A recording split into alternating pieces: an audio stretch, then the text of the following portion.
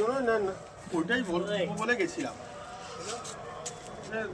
আমি বুঝতে পারছি সব ওনারা যেটা বলছেন, কিন্তু আমি এই মুহূর্তে তাড়াহুড়ো করতে চাইছি না। হ্যাঁ, একটু ওয়েট করে যেতেই বলো দাদাকে।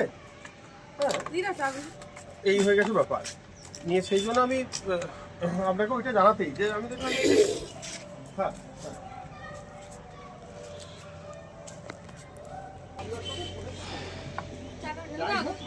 ফোনে কথা বলে আমি জানাবো, ঠিক আছে তো? হ্যাঁ,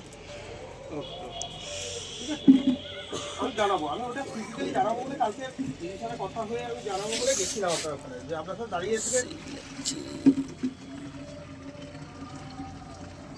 আরে ফোন করবো বললাম, ওদেরকে বলে এলাম যে ঠিক আছে তাহলে আমি এখনই ফোন করছি। বলে যে একটু মিনিট পরে এখনো ঠিক আছে, তাহলে গাড়ি চালাচ্ছি, তাহলে একটু পরে ফোন করছি। দিয়ে বাড়ি এসে যা হয়, বাড়ি এসে বিভিন্ন কাজে ব্যস্ত হয়ে গিয়ে আর ফোন করতে।